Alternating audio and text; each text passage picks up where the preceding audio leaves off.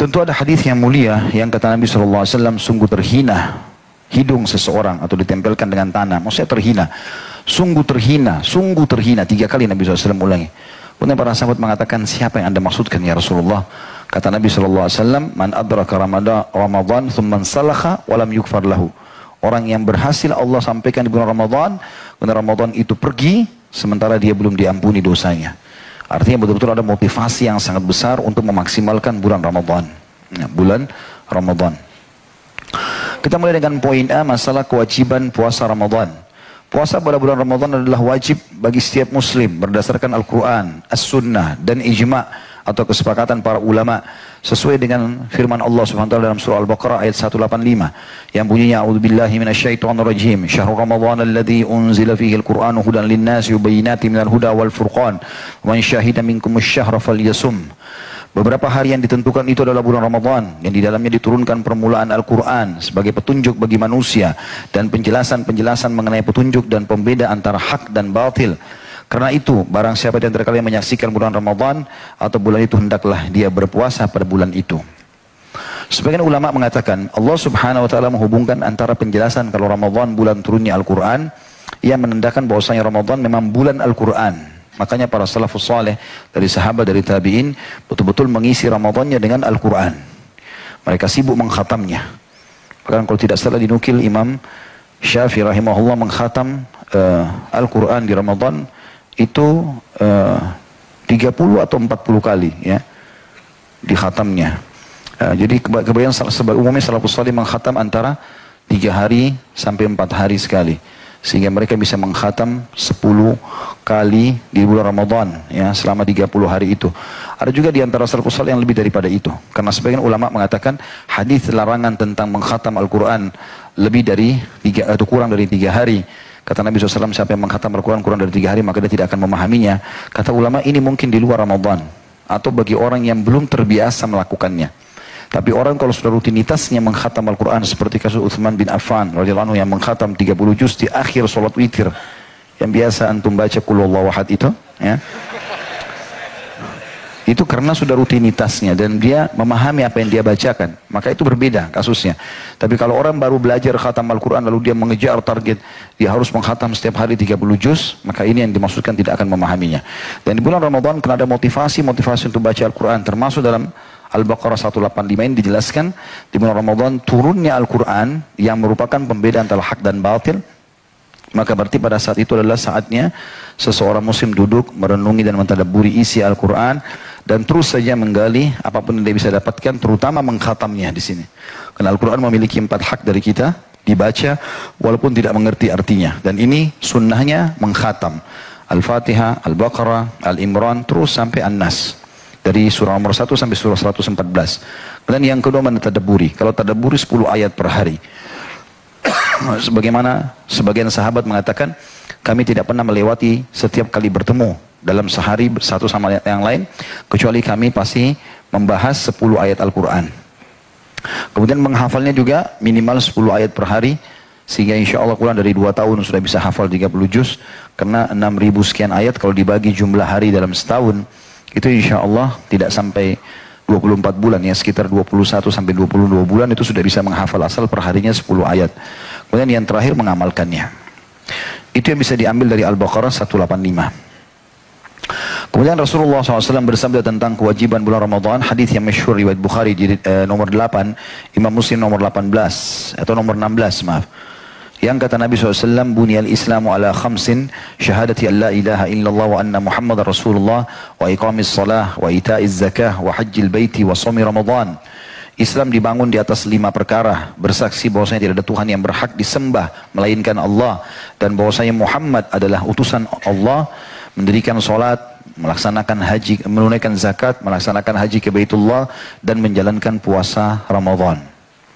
Juga dalam hadis lain yang masyhur Rasulullah SAW bersabda dalam hadis yang diriwayatkan oleh Abu Ya'la dalam Musnadnya jilid 4 halaman 236 dengan sanad hasan, kata baginda Nabi SAW, ural islami wa qawaidud dini thalatha alaihinna ussisal islam man taraka wahidatan minhunna fahuwa biha kafirun halalud dam syahadatu an la ilaha illallah was salatul maktubah was sawmu ramadan. Tali Islam dan kaidah agama ini ada 3. Dan Islam dibangun di atas ketiganya. Barang siapa meninggalkan salah satu dari ketiganya maka ia kafir dan darahnya halal. Ketiga tali Islam dan kaidah agama itu adalah kesaksian bahwasanya tidak ada Tuhan yang berhak disembah melainkan Allah, salat wajib yang 5 waktu, dan puasa Ramadan. Jadi ini tentang masalah dalil kewajiban berpuasa di bulan Ramadan. Kita masuk poin B-nya, masalah keutamaan Ramadan. Bulan Ramadan mempunyai keutamaan yang besar dan keistimewaan yang bermacam-macam yang tidak dimiliki bulan-bulan lain. Hadis-hadis berikut menetapkan hal itu dan menguatkannya. Yang pertama adalah hadis riwayat Muslim nomor 233. Kata baginda Nabi alaihi salatu wassalam, "As-salawatul khamsu wal jum'atu ila al-jum'ati wa ramadhanu ila ramadhana mukaffiratun lima bainahunna idza ijtunibatil kaba'ir." Salat 5 waktu dan Jumat ke Jumat berikutnya serta Ramadan ke Ramadan selanjutnya adalah penghapus dosa-dosa di antara keduanya selama dosa-dosa besar dijauhi. Juga dalam hadis yang masyhur, ini syarat agar bisa diampuni dosa di Ramadan. Kata Nabi SAW, "Man shama Ramadhana imanan wa ihtisaba, ghufira lahu ma taqaddama min dhanbi." Barang siapa yang berpuasa pada bulan Ramadan dengan penuh keimanan, yakin ini perintah Allah dan mengharapkan pahala dari Allah, berharap akan mendapatkan yang dijanjikan nanti di akhirat, maka dosa-dosanya yang telah lalu akan diampuni.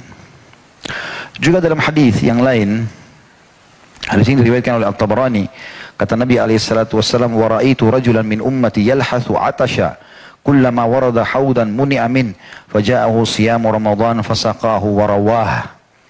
Aku melihat salah seorang dari umatku terengah-engah kehausan. Setiap kali ia tiba di satu kolam air, maka ia tercegah darinya, tidak dapat mencapainya. Kemudian masa puasa Ramadan datang padanya, atau puasa Ramadan datang menghampirinya, sehingga memberinya air minum dan melepaskan dahaganya. Tentu hadis ini menjelaskan tentang ibadah-ibadah ini memang berbentuk ya pada hari kiamat. Mirip dengan hadis tentang masalah Al-Quran. Yang kata Nabi SAW, "Iqra'ul Quran, fa'innahu ya'ti syafian li ahli yawmal qiyamah." Bacalah Al-Quran, khatamkan, terus baca, karena dia akan menjadi penolong bagi pembacanya pada hari kiamat. Di dalam hadis Bukhari Muslim yang lain, Al-Baqarah dan Al-Imran akan berdiri di hadapan Allah pada hari kiamat, lalu memberikan syafaat kepada para pembacanya. Ya. Jadi mirip dengan ini, puasa Ramadan pun datang untuk membantu orang-orang yang telah mengamalkannya pada saat hari kiamat nanti. Juga hadis yang lain riwayat Tirmidzi nomor 682 dan dia mengatakan hadis ini gharib. Diriwayatkan oleh Al-Hakim jadi 1 halaman 582 dan dia mensahihkannya sesuai dengan syarat Al-Bukhari dan Muslim. Kata Nabi sallallahu alaihi wasallam, "Idza kana awwalu lailatin min Ramadan, suffidatis syayatin wa maradatul jin wa gullikat abwabun nar, falam yuftah minha bab wa futihat abwabul jannati falam yughlaq minha bab." Wa yunadi munadin ya bagiyal khairi aqbil wa ya bagiyal syarri aqsir walillahi utaqa'u minan nari wa dhalika kulla laylah. Pada malam pertama bulan Ramadan, semua syaitan-syaitan dan pembesar-pembesar jin dibelenggu. Pintu-pintu neraka ditutup dan tidak ada satupun pintunya yang dibuka. Sementara pintu-pintu surga dibuka dan tidak ada satupun pintunya yang ditutup. Lalu seorang penyeru dari malaikat berseru, "Hai pencari kebaikan, datanglah, dan hai pencari keburukan, berhentilah." Allah mempunyai orang-orang yang akan dibebaskan dari api neraka dan itu terjadi pada setiap malam dari malam-malam Ramadan. Hadis ini mulia sekali, ya, banyak keutamaan di dalamnya.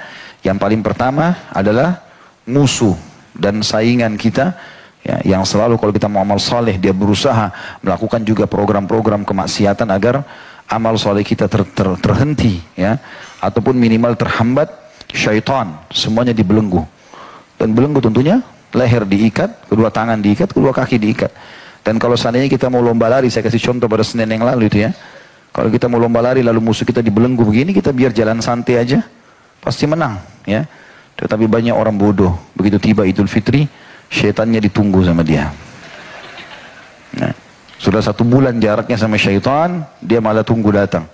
Maka syaitannya gembira melihat, orang ini tunggu saya, digoda lagi. Padahal kalau dia berbuat ibadah sedikit saja, syaitan masih jauh, gak bisa menggoda dia lagi. Kemudian ditutup semua pintu neraka. Sebagian ulama mengatakan maksudnya adalah tidak ada orang yang akan dimasukkan ke neraka pada saat itu. Allah subhanahu wa ta'ala memaafkan kesalahan-kesalahan. Dan dibuka semua pintu surga, maksudnya dibuka pendaftarannya. Siapapun yang mau masuk silahkan. Dari 1 Ramadan sampai akhir Ramadan. Ini pendaftaran gratis. Orang tinggal puasa di siang hari, toh subuhnya juga puasa. Dan malam hari juga sholat, semuanya juga orang sholat. Gitu kan. Jadi jangan cuma duduk di teras-teras masjid. Duduk di pinggir-pinggir jalan, ngobrol sama teman-teman. Nanti habis tarawih silahkan. Tapi kalau saat tarawih jangan. Nah, ini maksimal harus dilakukan ibadah-ibadah pada saat itu. Sholat. Syaitan kadang-kadang kalau mau tarawih dibuat ngantuk, nguap terus. Karena waktu buka puasa banyak makannya. Makan yang ini, makan yang itu.